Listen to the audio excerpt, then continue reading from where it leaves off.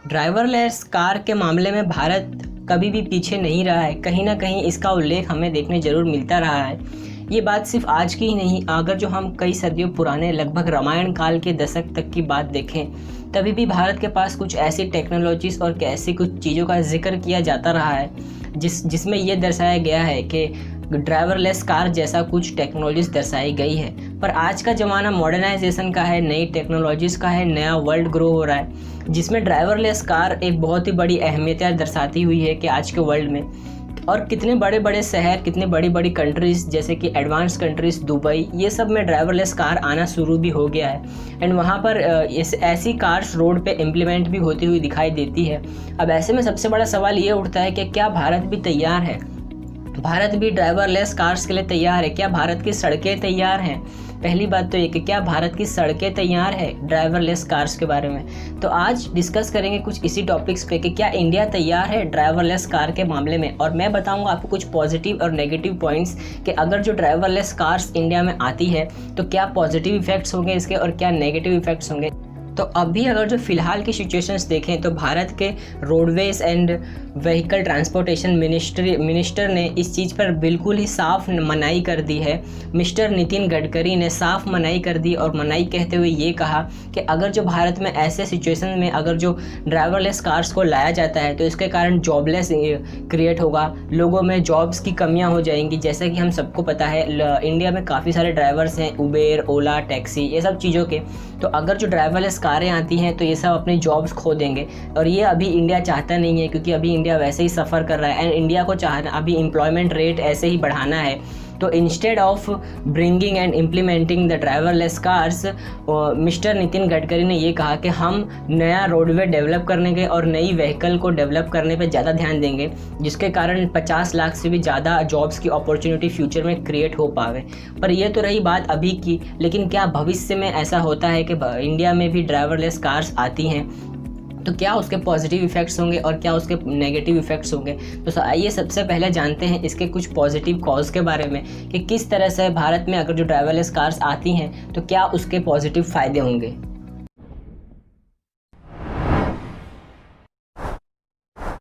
तो सबसे पहला यहाँ पर जो पॉजिटिव साइड है वो ये है कि इंडिया में 80% रोड एक्सीडेंट्स होते हैं और लगभग कई सारे लोग इन रोड एक्सीडेंट्स में अपनी जानें गंवा देते हैं। लेकिन अगर जो ड्राइवरलेस कार्स आती हैं तो रोड एक्सीडेंट्स के इन मामलों को कम किया जाएगा और इस 80% के रेशियो को भी कम बरकरार किया जा सकता है। सेकेंड पॉइंट ये है कि ऐसी कार्स, ड्राइवरलेस कार्स के पास कॉम्प्लेक्स एल्गोरिथम होता है एंड ये लोग काफ़ी हाईफाई टेक्नोलॉजी बेस्ड होती हैं, जिसके कारण ट्रैफिक भी कम होगा, और ट्रैफिक कम होगा तो ऑफकोर्स रोड एक्सीडेंट्स भी कम होंगे और सब कुछ वेल प्रॉपर वे में चल सकेगा। और थर्ड पॉइंट वो ये है कि हैंडीकैप्ड पीपल और जितने भी डिफरेंटली एबल्ड पीपल हैं वो आज के ज़माने में देखें तो वो लोग व्हीकल्स को यूज़ नहीं कर पाते हैं, लेकिन ऐसी गाड़ियों के आने के बाद वो लोग व्हीकल्स को यूज़ कर पाएंगे और उनको किसी के दूसरे के ऊपर निर्भर रहना नहीं पड़ेगा।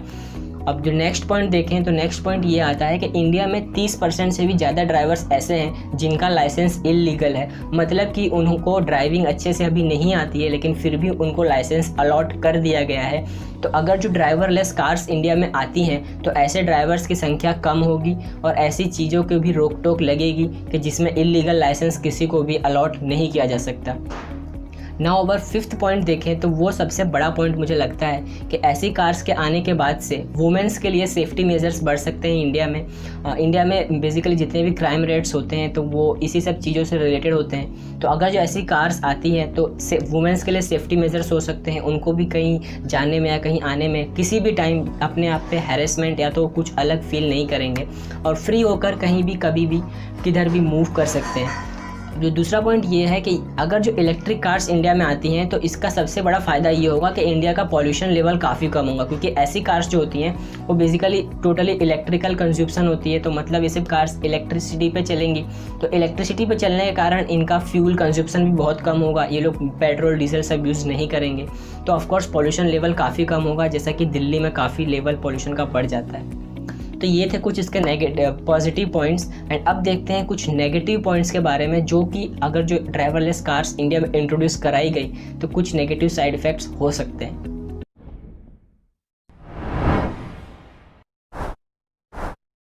बाकी देश के मुकाबले अगर जो इंडिया के सड़कों को देखा जाए एंड इंडिया के रोड्स को कंपेयर किया जाए तो इंडिया के रोड्स काफ़ी अलग है। एंड यहाँ पे गाड़ियों के चलने के साथ साथ यहाँ पर और भी कई सारी चीज़ें चलती हैं, जैसे कि cow, buffalo, stray dogs, stray animals, hand carts, auto rickshaws और भी कई तरह तरह की चीज़ जो हमको रोडों पे देखने मिल जाती है। और इन सब चीज़ों को टेक्नोलॉजी कभी भी हैंडल नहीं कर सकती है, और जो टेक्नोलॉजी होगी उसको हैंडल करना एक काफ़ी मुश्किल लगेगा एंड वो खुद में ही कंफ्यूज हो जाएगी। इसको हैंडल करने के लिए सिर्फ इंसान ही चाहिए एंड ह्यूमन ही समझ सकता है कि उसे कब रुकना है कब नहीं रुकना है, क्योंकि इंडिया की सड़कें जो हैं वो काफ़ी अलग है भाई, बहुत अलग सड़कें हैं। एंड इस पर ड्राइवरलेस कार्स को चला देना ये काफ़ी एक बहुत बड़ा वो हो जाएगा, चैलेंज सा हो जाएगा। अब जो दूसरा पॉइंट आता है वो ये आता है कि इंडिया में अगर जो ड्राइवरलेस कार्स को इंट्रोड्यूस किया जाएगा तो इसमें क्या होगा, काफ़ी कॉस्ट होगा एंड जो मिडिल क्लास एवरेज फैमिलीज होंगी वो शायद ही अफोर्ड कर पाए एंड उनके लिए अफोर्ड कर पाना एक मुश्किल सी बात होगी, जिसके कारण ऑफ कोर्स सोसाइटी में एक इम्बैलेंस क्रिएट होगा रिच वर्सेस पुअर का, जिसके कारण लोग अपने आप को रिच और फील और पुअर जैसे चीज़ें और स्टेटमेंट्स आने लग जाते हैं। एंड जो थर्ड पॉइंट वो ये है कि हमारी इंडिया की ट्रैफिक लाइट्स का भी कभी भरोसा नहीं है, और ट्रैफिक जैम भी कब हो जाए और कितनी देर के लिए हो जाए वो भी भरोसा नहीं है। कभी कभी तो ट्रैफिक लाइट्स ही ख़राब हो जाती है एंड ट्रैफिक जैम हो जाता है लंबा चौड़ा। तो ऐसे में क्या होता है कि ट्रैफिक पुलिस ऑफिसर जो होते हैं वो आकर ट्रैफिक को सॉल्व करते हैं एंड ट्रैफिक क्लियर आउट करते हैं। अब ऐसे में अगर जो वहाँ पर ड्राइवरलेस कार्स होंगी तो उनके लिए समझ पाना काफ़ी मुश्किल होगा, और वो इंसान के सिग्नल्स को शायद ही समझ पावे, वो लोग नहीं समझ पाएंगे एंड वो लोग कहीं भी जाएंगे एंड इसके कारण इंसिडेंट्स हो सकते हैं, और बड़े बड़े इंसिडेंट्स होने की काफ़ी सारी संभावनाएं हैं यहाँ पर। ड्राइवरलेस कार्स के इंट्रोड्यूस होने के बाद से जो एक बिज़नेस है वो काफ़ी लॉस में जाएगा, वो बिज़नेस है इंश्योरेंस कंपनीज़ का, क्योंकि इंडिया में लगभग 40% उनका बिज़नेस, इंश्योरेंस कंपनी का बिज़नेस इन्हीं सब चीज़ों की वजह से चल रहा है कि रोड एक्सीडेंट्स होते हैं या तो मोटरसाइकिल एक्सीडेंट्स होते हैं। इंडिया में इंश्योरेंस कंपनी का बिज़नेस इसी से चल रहा है, और अगर जो ड्राइवरलेस कार्स आ गई तो बेसिकली इंश्योरेंस कंपनी का काफ़ी घाटा होगा एंड वही लोग ज़्यादा से ज़्यादा लॉस में जाएंगे। अब जो नेक्स्ट पॉइंट है वो ये है कि अगर जो इन कार्स को इम्प्लीमेंट कराया तो इनकी रिपेयरिंग और इनकी मेंटेनेंस कॉस्ट भी ऑफकोर्स हाई होगी, और ये अफोर्ड कर पाना हर एक के लिए तो नहीं लगता कि हाँ कर सकेगा। अब इसको हाई मेंटेनेंस कॉस्ट कराने के कारण हाई शोरूम्स होंगे, बड़े बड़े अलग होंगे, जिसके कारण कॉस्ट वैल्यू भी बढ़ जाएगी मार्केट में इन चीज़ों की। अब जो सबसे बड़ा और सबसे मेन प्रॉब्लम है इस चीज़ के आने के बाद से कि इस टेक्नोलॉजी को इंट्रोड्यूस कराया तो मेन प्रॉब्लम आएगी, वो है एम्प्लॉयमेंट रेट का, कि एम्प्लॉयमेंट सेक्टर किस तरह से अफेक्ट होगा। तो हम सभी को आज पता है कि उबेर, ओला या तो और भी अदर ट्रांसपोर्टेशन सर्विसेज हैं जिनमें इंसान ड्राइवर्स होते हैं। तो अगर जो ये टेक्नोलॉजी आई तो उन सब को इन चीज़ों से रिप्लेस कर दिया जाएगा, और जिसके कारण पूरे सोसाइटी में एंड पूरी इंडिया में एक बहुत बड़ा जॉबलेसनेस क्रिएट हो जाएगा, अनएम्प्लॉयमेंट क्रिएट हो जाएगा, जिसके कारण जितने भी ड्राइवर्स हैं ट्रांसपोर्ट सर्विसेज के या तो उबेर के या तो ओला के, उनके पास जॉब्स नहीं होंगी एंड वो लोग ऐसे ही सफ़र करने लग जाएंगे, जिसके कारण जो सोसाइटी में ऑफकोर्स इम्बैलेंस क्रिएट होगा और इकोनॉमी भी डाउन जाएगी। तो इंडिया जो है वो अभी एक डेवलपिंग कंट्री है, तो उसको शायद अभी कुछ साल और लग जाए इन सब चीज़ों को इम्प्लीमेंट कराने में, क्योंकि अभी इम्प्लीमेंट कराया तो सबसे मेजर इश्यू आएगा वो ये है कि एम्प्लॉयमेंट का ही इश्यू आएगा एंड हर जगह तो इन कार्स को लगाया नहीं जा सकता, और अगर जो लगा भी दिया, रिप्लेस कर दिया, तो जितने भी लोग हैं वो सब अनएम्प्लॉयड रह जाएंगे। तो अब बात करते हैं कि कंक्लूज़न के बारे में, कि अब इसका कंक्लूज़न क्या है कि कब आना चाहिए, कब इंडिया में सब चीज़ों की शुरुआत होनी चाहिए और क्या ये होगा भी या नहीं होगा।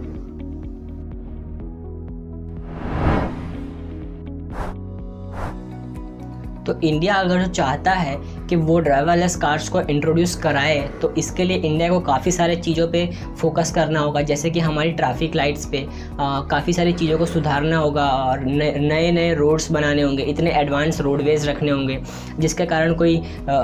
कोई वो इम्बैलेंस क्रिएट ना हो, लोग कंफ्यूज ना हो,